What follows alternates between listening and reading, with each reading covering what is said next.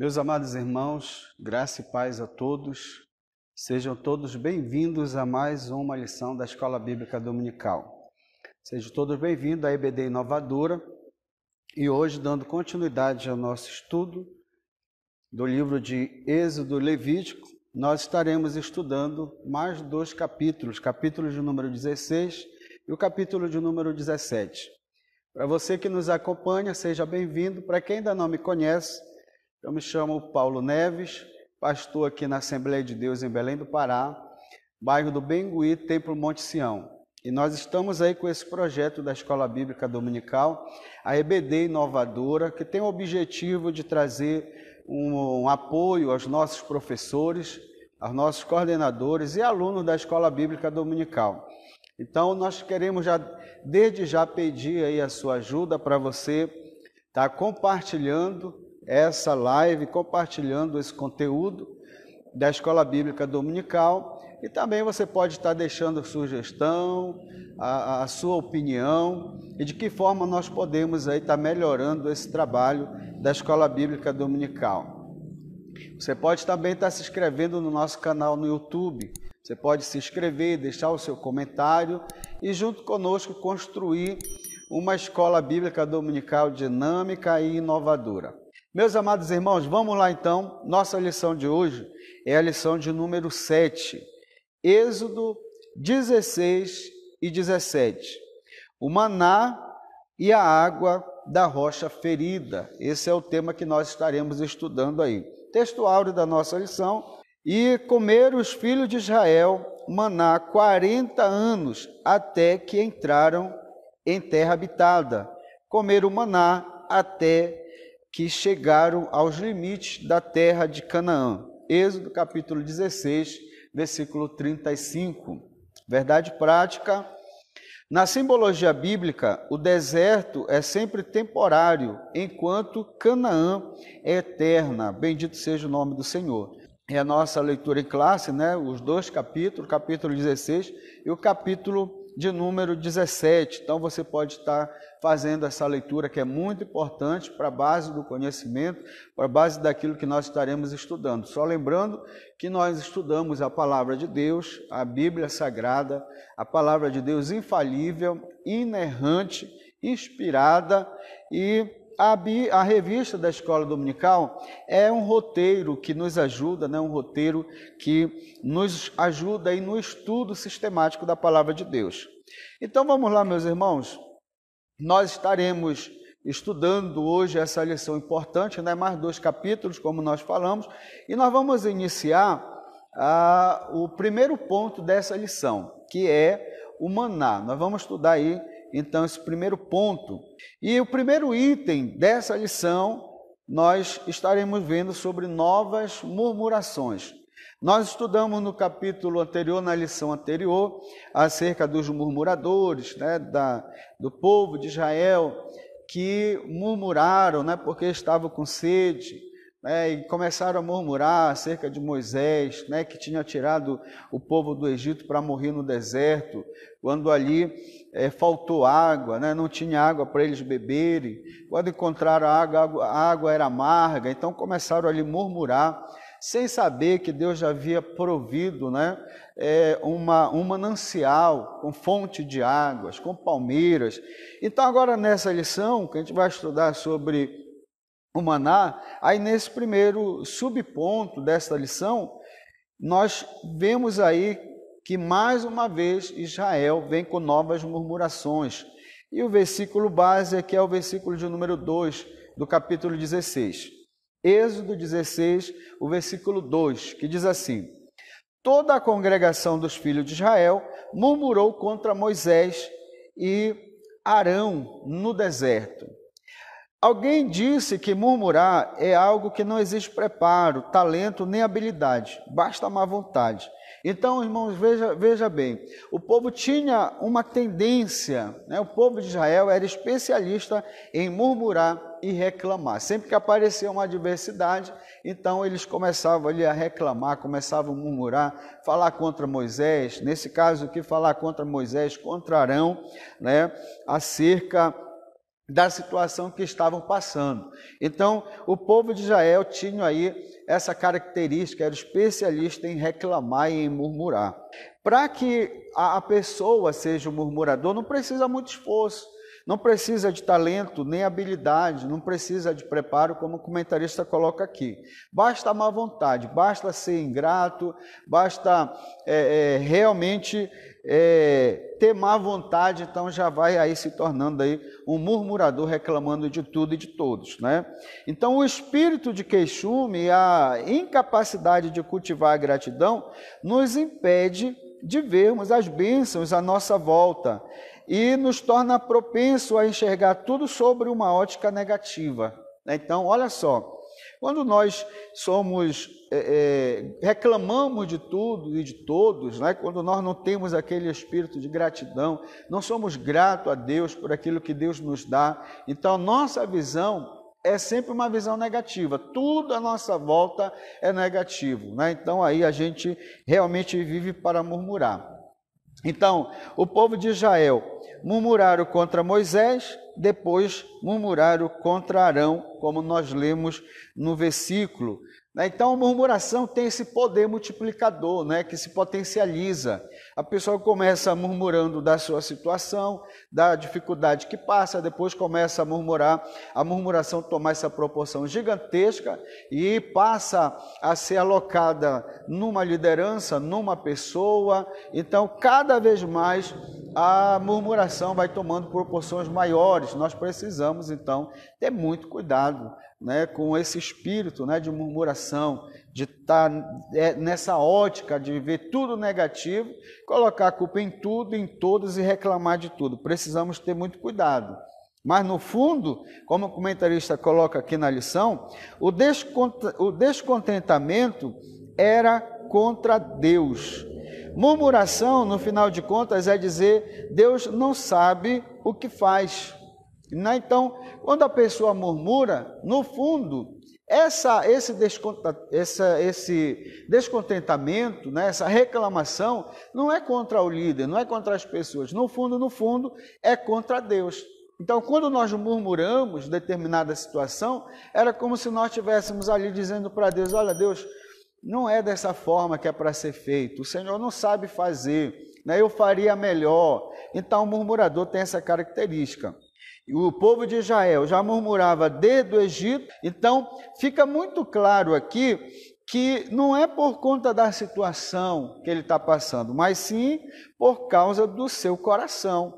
O problema não era o lugar, porque eles reclamavam no Egito, agora foram libertos, né? Estão ali no deserto, passando uma dificuldade, começam a murmurar novamente. Então não tem a ver com o lugar, tem a ver realmente com o coração do povo. O coração do povo, o povo tinha ali um coração murmurador. Então, o murmurador, não importa o lugar, não importa a situação. Se ele está bem, ele murmura. Se ele está ruim, ele murmura. Se ele está em um determinado local, ele murmura. Se ele vai para outro local, também ele vai murmurar, porque o problema é a ingratidão.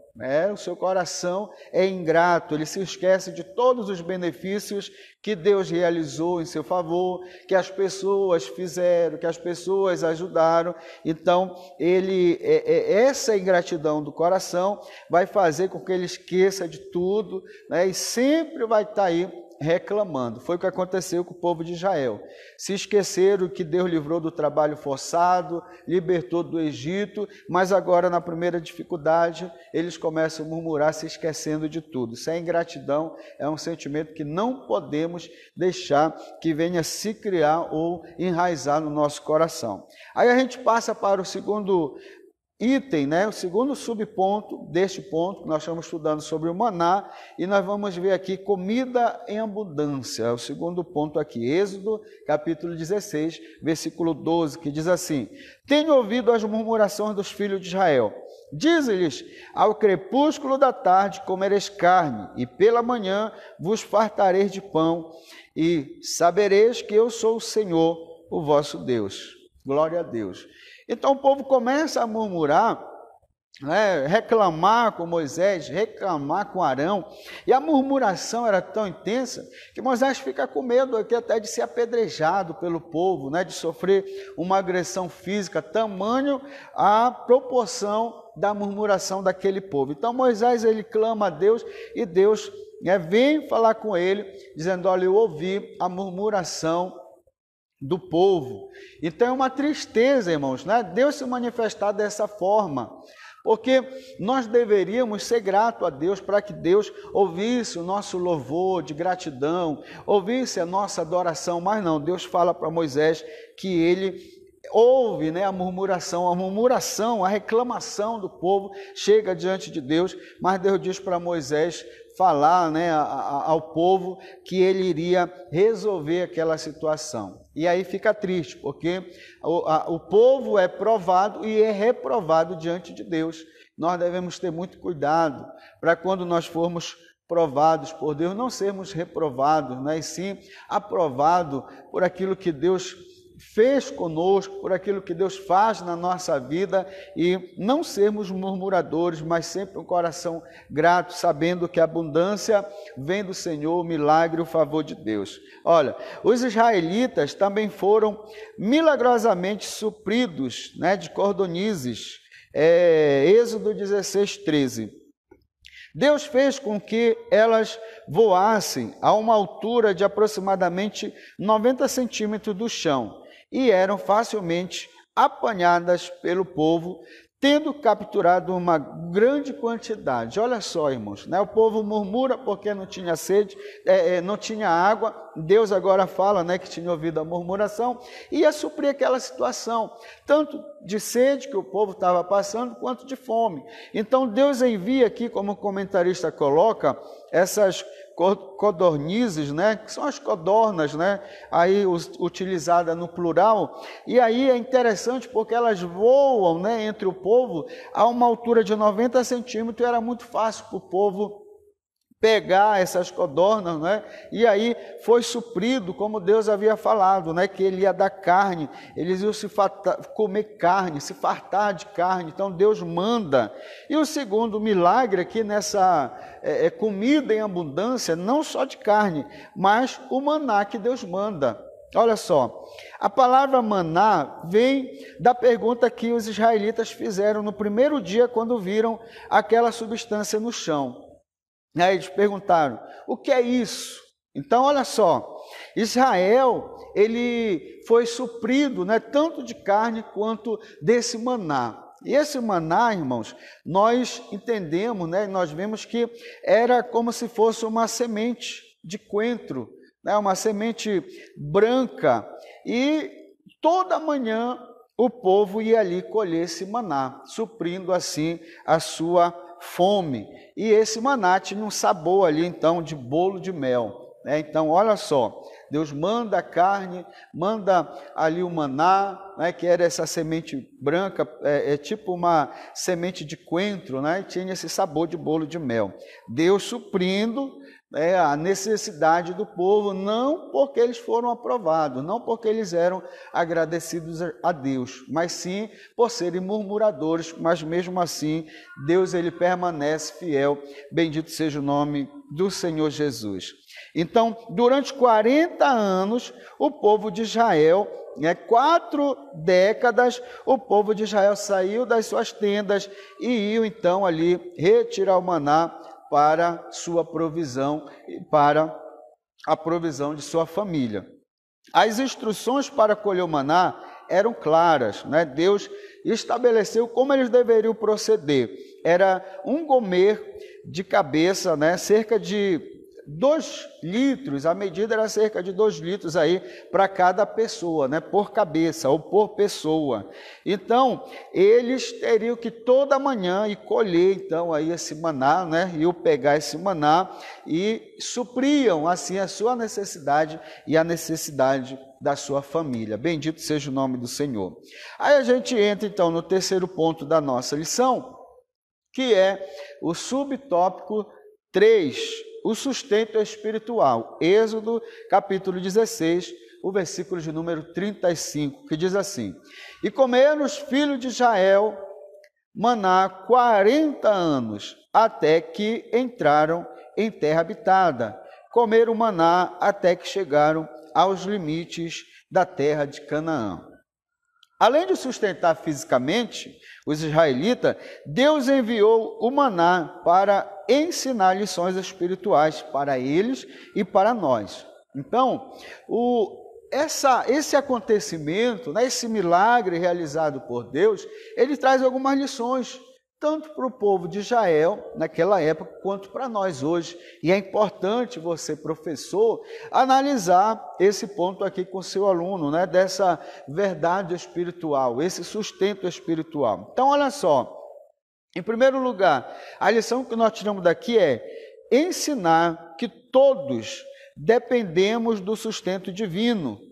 Se alguém recusasse o maná, morreria de fome. Então, em primeiro lugar, todos nós dependemos do sustento divino, do sustento de Deus.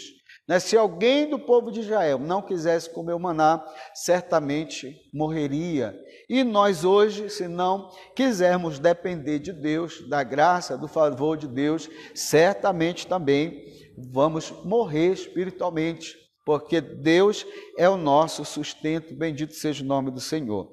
Em segundo lugar, esse milagre, né, do maná, ele ensina o valor da confiança e da fé. Olha só, o povo deveria saber que Deus é fiel, né? Então, ao invés de reclamar, isso trazia uma lição para aquele povo, né? Uma lição de fé, uma lição de confiança em Deus. Mas, mesmo assim, eles ainda não tinham aprendido aqui, né, a ter essa confiança, essa fé em Deus. E nós vamos ver que até o final eles vão continuar sem aprender, porque até o final, anos depois, eles vão continuar murmurando, né? E a causa ou a consequência dessa murmuração é que eles não vão entrar na terra prometida. Não é? Somente os que nasceram ali no deserto, os remanescentes vão entrar, mas esses murmuradores, eles vão caindo aí pelo deserto, porque eles não aprendem a lição, e nós devemos aprender o valor, a importância de confiar em Deus e depositar a nossa fé no Senhor. Então, saiba que Deus é fiel, Deus é justo, Deus é com você e você precisa realmente ter confiança e fé em Deus. Em terceiro lugar, que nós tiramos aí a lição, é ensinar a importância da obediência. Então, precisamos obedecer a Deus. O povo precisava obedecer a Deus, o povo de Israel, e é uma lição para nós também que devemos obedecer. Olha, o envio do maná em 6 dias e sua interrupção no sábado provaria o povo se era obediente aos mandamentos do Senhor. Então Deus determinou através de Moisés para o povo, olha, durante 6 dias vocês vão colher o maná todo dia. Não pode guardar para outro dia, tem que ser a medida certa, né, para aquela família, não pode querer pegar mais, né? Porque isso demonstra realmente uma obediência à palavra de Deus, aquilo que Deus havia falado.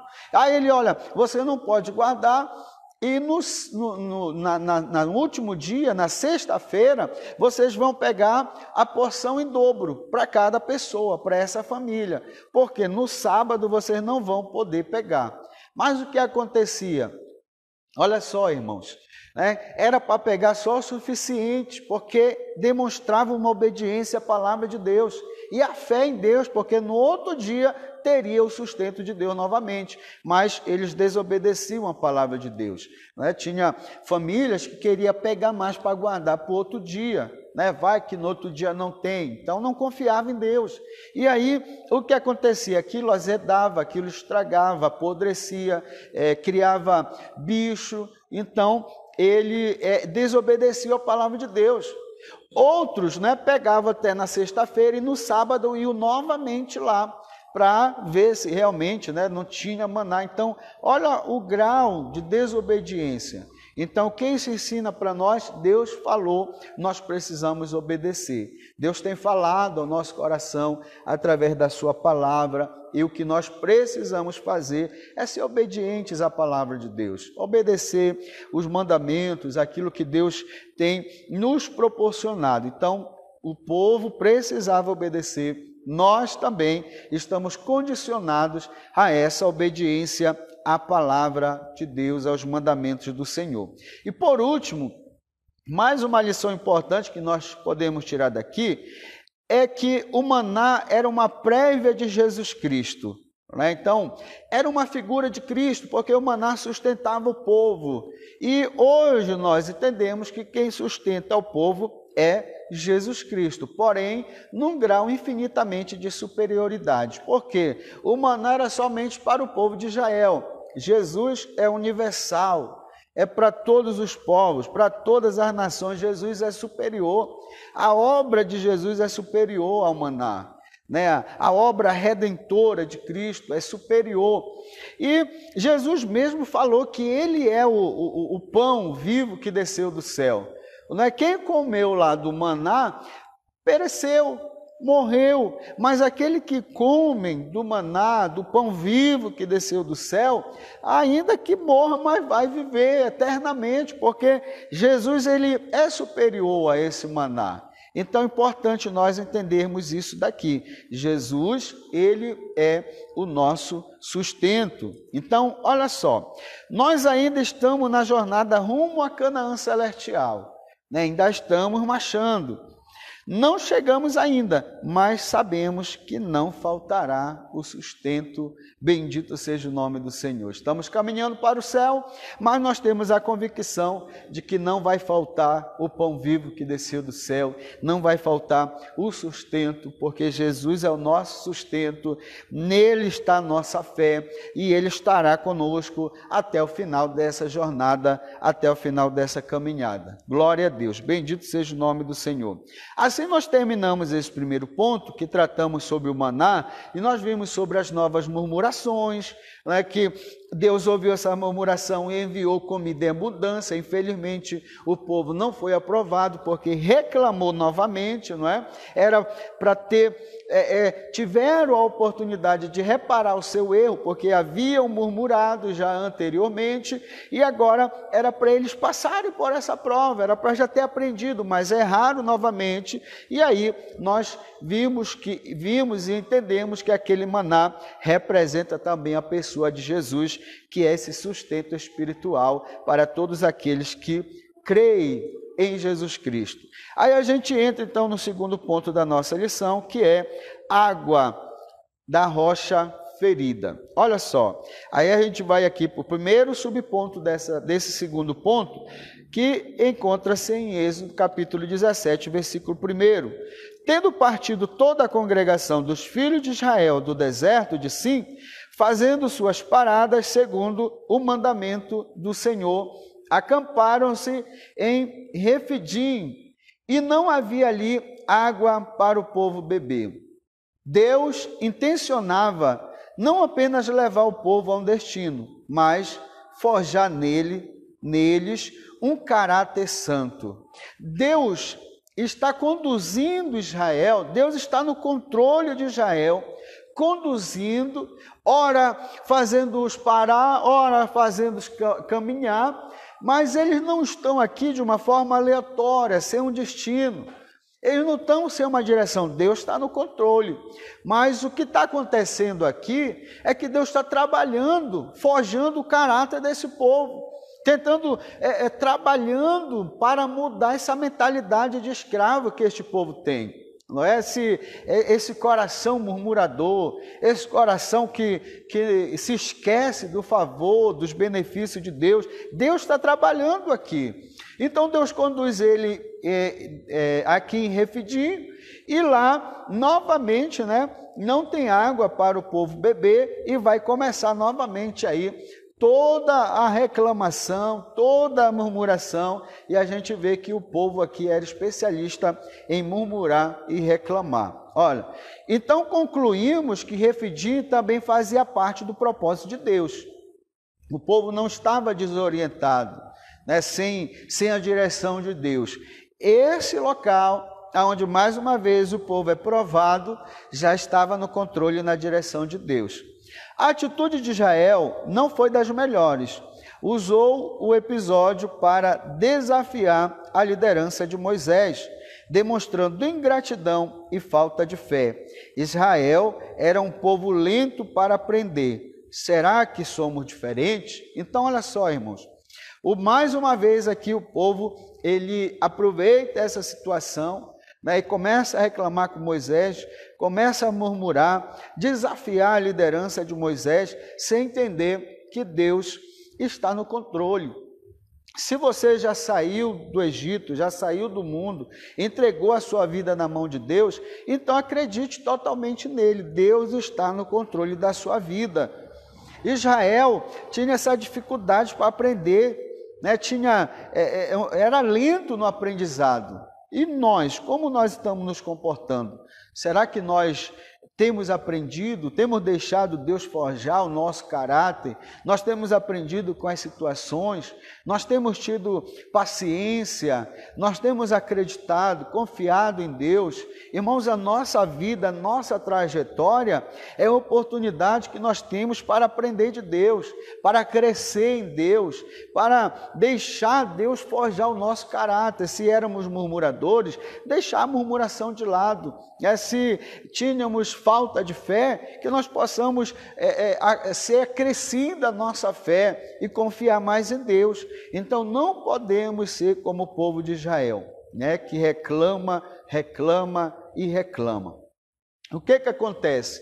Com a falta de água, eles deveriam já ter aprendido a lição, né? E quando tiveram dificuldade lá com a água, né, e a água se torna doce, como nós vimos na lição anterior, logo em seguida já tinha ali um manancial com fontes de água, com palmeiras. Era para eles já terem aprendido a lição aqui, não é? E agiu diferente, mas a sua atitude continua ainda, né, uma atitude de ingratidão, se esquecendo dos favores de Deus. Que nós não venhamos a agir da mesma forma que o povo de Israel nesse episódio aqui, tá bom? Olha só, Moisés fere a rocha, Êxodo 17:6.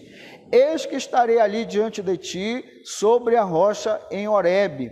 Ferirás a rocha e dela sairá água, e o povo beberá. Moisés assim o fez na presença dos anciãos de Israel. Então Deus dá toda a instrução para Moisés, né, para conduzir os anciãos, conduzir aquele povo, e diante ali do povo, ferir a rocha, e Deus iria operar um milagre ali, para saciar a sede do povo. Olha, esse episódio marcou negativamente a nação de Israel, e é mencionado em outras passagens bíblicas, né? A expressão Meribá também traz o sentido de bate-boca, podendo até conotar um conflito violento. Moisés, inclusive, temeu ser apedrejado. Moisés diz que a atitude do povo é tentar o Senhor. Então, olha só, o povo indo contra Moisés, reclamando contra Moisés, é uma atitude que afeta diretamente a Deus, né? Que a luta não é contra Moisés, mas sim contra o próprio Deus. Então, o homem pecador se acha no direito de colocar Deus no banco dos réus. Achamos que ele tem que se moldar ao nosso querer, aquilo que nós queremos. O murmurador imagina ou acredita no seu coração que ele pode exigir de Deus, que ele pode colocar Deus na parede, que ele pode decretar, como é costume de alguns, né? Olha, coloca Deus na parede. Ele pensa que pode coagir Deus, mas não é dessa forma que funciona, né? Então, quando o povo age dessa forma, murmurando, reclamando, ele está agindo contra o próprio Deus. Então, Deus repete o teste a Israel e, mais uma vez, o povo é reprovado, né? Novamente, o povo é reprovado diante de Deus. Então, meus irmãos, nós não podemos, de forma alguma, isso não é bíblico, né? Querer coagir Deus, exigir, decretar. Não, nós temos que aprender com o Senhor Jesus, né? E sempre aceitar a vontade de Deus, que seja feita a vontade de Deus. Esse deve ser o lema do cristão: aceitar a vontade de Deus, compreender a vontade de Deus, e ainda que não compreenda, mas aceitar pela fé a vontade de Deus, que com certeza absoluta é a melhor para a nossa vida, tá bom? Olha só, a gente vai para o terceiro item desse segundo ponto, que diz a rocha, um tipo de Cristo. Aí nós vamos ver lá em 1 Coríntios, capítulo 10, versículo 3 e o versículo 4, que diz assim: todos eles comeram de um só manjar espiritual e beberam da mesma fonte espiritual, porque bebiam de uma pedra espiritual que os seguia, e a pedra era Cristo. Bendito seja o nome do Senhor. Aquela rocha, né, que nós vimos ali, que é onde Deus opera um milagre através de Moisés para saciar o povo, era um emblema da pessoa de Jesus Cristo, nosso Salvador e doador da vida. Assim como a água, Cristo é essencial à vida. Sem Jesus, nós não temos nada.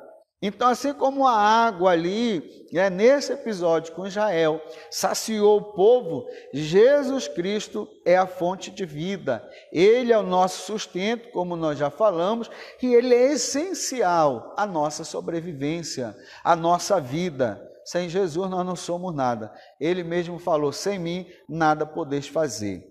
Então nós podemos ver, né, nesse contexto as razões porque a rocha era uma figura de Cristo, apontava para Cristo. Primeiro, um povo inteiro, embora indigno, saciou a sua sede mediante a graça de Deus. Então, olha só a similaridade, não é? Que nós podemos fazer um paralelo aqui da rocha com Cristo. Aquele povo todo, apesar de não merecer, foi saciado. Nós também, a humanidade, apesar de não merecer, tem sempre aí espaço para ser alcançado pela graça e pelo favor de Deus. Basta crer, basta buscar. Segundo, a água era gratuita. Então, a salvação pela fé também é gratuita, você não precisa pagar nada, é só acreditar e aceitar Jesus pela fé e com certeza você terá a vida eterna. Terceiro, a água era abundante e sem limite, e aí nós não precisamos nem falar que a salvação, a graça e o favor de Deus também é ilimitada, né? Tem espaço para todos. Jesus veio, morreu para que todos, é abrangente, é total, é para todos os seres humanos, para todos os homens, não tem limite, bendito seja o nome do Senhor. Quarto, a água estava próxima e de fácil acesso, da mesma forma também, uma representatividade de Cristo que é acessível a todos, que está à porta batendo, né, que está à disposição, ao alcance de todos, que está convidando a todos: vinde a mim, todos que estão cansados. Então Cristo está próximo de todos, bendito seja o nome do Senhor. A única coisa que os israelitas precisavam fazer era exercer a vontade para beberem. Então, olha só, eles só precisavam agir, né? Eles só precisavam chegar para saciar a sua vontade. Então, a rocha, assim como Cristo, precisou ser ferida para que dela nascesse a vida, né? Para que dela manasse a vida. Então, olha aí a similaridade que nós podemos entender da rocha apontando para Cristo, que é a nossa rocha, não é? Então, todos, né, dependeram, se chegaram, tinham livre acesso, assim mesmo é com Jesus. E para que houvesse o milagre, para que o povo fosse saciado, a rocha foi ferida. Da mesma forma, Cristo, para que nos desse a vida, Ele foi ferido, foi moído, foi humilhado e deu a vida por todos nós, por mim e por você, para que assim dele manasse a vida que nós precisamos. Meus irmãos, aí nós finalizamos o segundo ponto. Vamos agora analisar o terceiro ponto. O pastor Evandro estará conosco ministrando esse terceiro ponto da nossa lição, mas continue conosco acompanhando, com certeza será a bênção de Deus para as nossas vidas. Deus nos abençoe.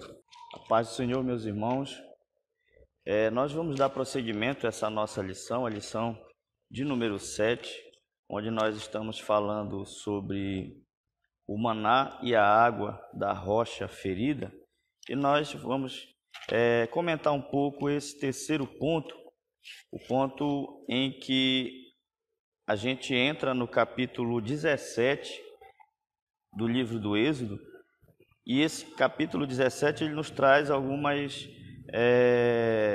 o relato de alguns acontecimentos interessantes que nortearam a vida do povo judeu na saída, logo após a saída do povo do Egito. Aqui a gente vai ver no ponto 3 a vitória sobre os amalequitas, tá? E nesse ponto a gente vai estudar 3 subpontos, que são os amalequitas atacam, o subponto 1, o subponto 2, a nossa batalha é espiritual, e o subponto 3, o Senhor é a minha bandeira, tá? Logo após o evento da rocha, o povo foi surpreendido pelo ataque do povo de Amaleque. E Israel, pela primeira vez, precisa batalhar. Você lembra lá na lição passada que Deus não permitiu que o povo judeu saísse pelo caminho dos filisteus, para que o povo não visse a guerra e para que com isso eles não pudessem voltar para o Egito, não tivessem medo, né? E não voltassem para o Egito. Mas chega um momento em que eles vão precisar lutar, fisicamente falando, pela sua liberdade, e o ataque dos amalequitas ele nos traz também algumas situações bem interessantes, né? A gente pode observar, irmãos, que essa lição tem alguns objetivos. Um deles é crer no sustento divino, os outros é evitar a murmuração, e outro fazer do Senhor a nossa bandeira. E foi isso que o povo de Israel ele fez. O povo fez de Deus a sua bandeira. No primeiro subponto, aqui no versículo 8, capítulo 17, diz assim: Então veio Amaleque e pelejou contra Israel em Refidim. A gente vê o ataque dos amalequitas aqui, e é interessante que Amaleque foi um neto de Esaú, mas provavelmente o povo de Amaleque, aqui está falando da tribo de Amaleque, ela tem a origem muito mais antiga, desde a época da guerra lá de Abraão, com seus 300 contra 5 reis, já havia ali a nação de Amaleque, o povo já existia. E Balaão, lá em Números 24, ele diz, falando profeticamente, ele diz que vê que Amaleque é uma das primeiras nações. Então a gente não deve confundir Amaleque, neto de Esaú, com os amalequitas, que são uma tribo nômade bem antiga.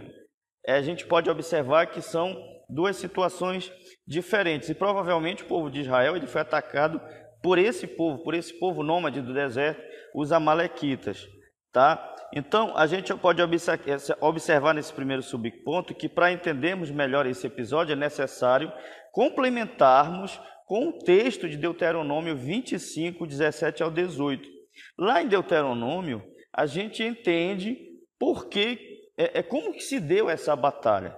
Lá em Deuteronômio 25, 17 e 18 está escrito assim, ó: Lembra-te do que fez Amaleque no caminho, quando saías do Egito, como te veio ao encontro no caminho e te atacou na retaguarda.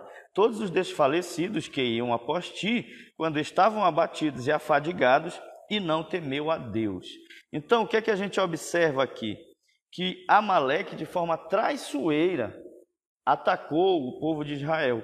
O povo de Israel vai passando e a gente observa que os mais fracos, os mais cansados, os retardatários, eles foram presas fáceis para aqueles povos, para aquele povo, para aquelas tribos nômades do deserto, né? Os mais frágeis, os abatidos, os cansados, eles foram presas fáceis. E é interessante aqui que a gente vê que o comentarista fala, e a gente observa lá em Deuteronômio, que foi uma atitude covarde, né? Percebemos a covardia de Amaleque em esperar os israelitas passarem e atacar por trás, derrubando os mais frágeis e os retardatários. Tá? A gente pode observar que aqui o comentarista faz até um comentário dizendo que isso é conhecido como a tática das hienas, de sempre atacar aqueles que estão mais desgarrados. Mas a gente pode observar lá que uma das táticas também desses animais predadores é que ele persegue, geralmente tem um grupo de hienas, entre 10 e 30 hienas, e um deles persegue a vítima. Um deles persegue tão somente para cansar essa vítima, enquanto os outros ficam aqui. Logo depois que esse que sai para perseguir, ele cansa a vítima e depois a vítima cansada é atacado pelos outros que vêm para completar o serviço. Então é interessante esse comentário aqui da tática das hienas, né? Usando isso para poder trazer uma analogia para a gente de como os amalequitas atacaram o povo de Israel. Então havia essa determinação do Senhor, mas lá na frente, lá em Deuteronômio capítulo 25, verso 19, a gente vai relembrar aqui, né? Quando, pois, o Senhor teu Deus te houver dado o sossego de todos os teus inimigos em redor, na terra que o Senhor teu Deus te dá, por herança, para possuires, apagarás a memória de Amaleque de debaixo do céu. Não te esqueças.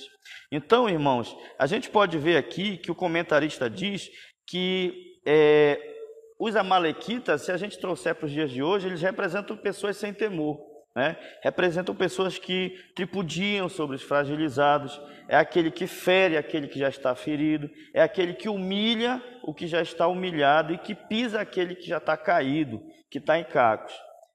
Se você passa por situações como essa, se você observa situações como essas, em que o pobre ele é atingido, em que o humilde, em que o necessitado, em que o frágil ele é oprimido, pisado por aqueles que têm o poder, por aqueles que têm algum tipo de influência, saiba que o Senhor ele é justo.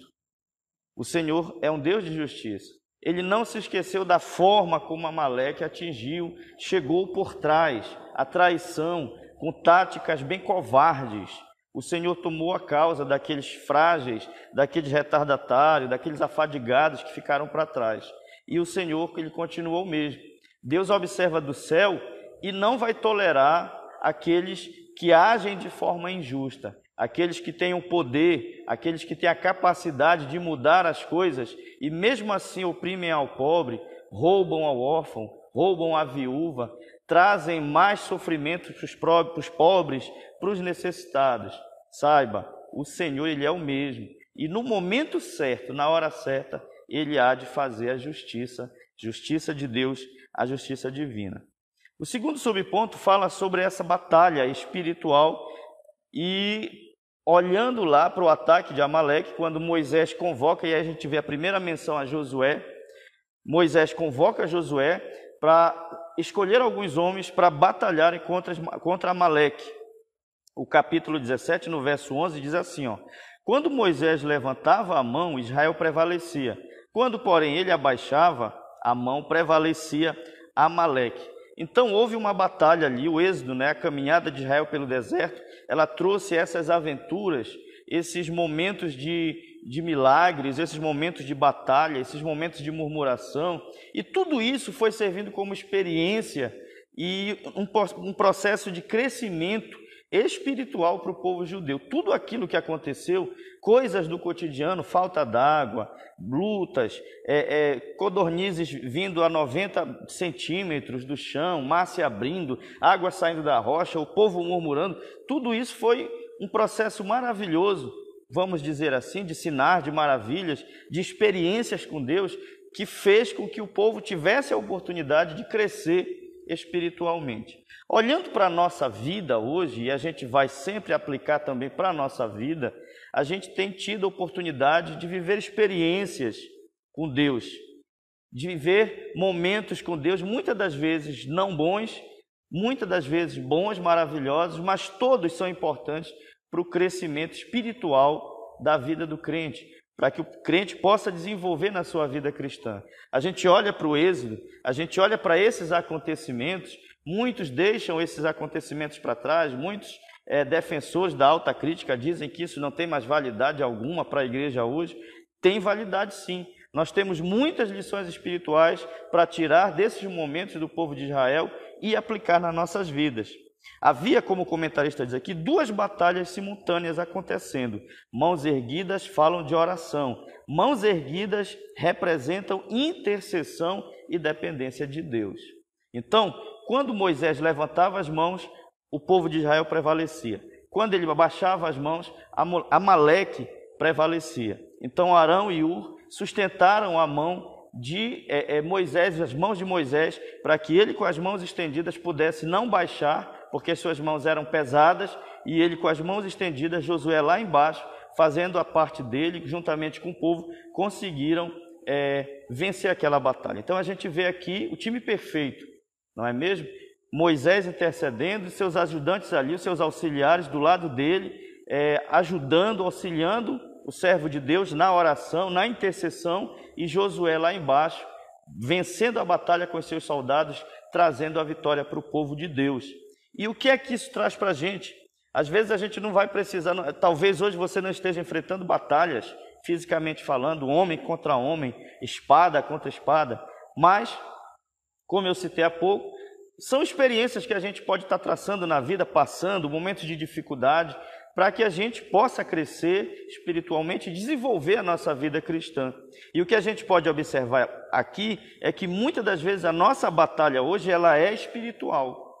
E não há nada melhor do que estar na batalha espiritual, tendo o nosso Deus conosco e também a oração e a palavra de Deus. A gente vê aqui, o comentarista até citou o Salmo 28, versículo 2, Davi diz assim, olha, ouve a voz das minhas súplicas, quando a te clamar, quando levantar as minhas mãos para o teu santo oráculo. Palavras de Davi. Ele já entendia que o levantar as mãos, que a oração era algo importante para que ele pudesse ser ouvido por Deus, para que as suas súplicas, para que o seu clamor pudessem chegar até o santo oráculo, a presença do próprio Deus. Então observemos isso, a oração, o levantar de mãos, a intercessão é muito importante para que a gente possa vencer as nossas batalhas espirituais. Se Deus não estiver lutando conosco, seremos derrotados. Orar é isso, orar é envolver Deus na batalha. É interessante esse comentário aqui. Orar é envolver Deus na batalha. Você invoca a presença de Deus. Quando você intercede, quando você ora, e oração não é ministério, oração é exercício espiritual. Quando você faz isso, qualquer um de nós pode orar, nós invocamos a presença de Deus para nossas batalhas. Tenha certeza disso. Lá Timóteo, sendo orientado pelo apóstolo Paulo, e o comentarista também cita essa referência aqui, 1 Timóteo 2,8, ele diz assim, quero, pois, que os homens orem em todo lugar, levantando as mãos santas, sem ira e nem contenda. As batalhas espirituais, talvez você não precise lutar fisicamente, e Paulo está falando isso para Timóteo, está orientando ele, levantem mãos santas, orem em todo lugar, sem ira e nem contenda. Então, se você está passando por dificuldade, por luta, se está enfrentando uma batalha que você já percebeu que é de ordem espiritual, saiba, o que você precisa fazer é orar. Sempre orar. Palavra de Deus, buscando a presença de Deus através da sua palavra e através da oração. Assim, você vai conseguir vencer todas as batalhas, chamando Deus, envolvendo Deus na tua batalha, através da oração e da palavra de Deus. Não importa qual o problema que você esteja enfrentando.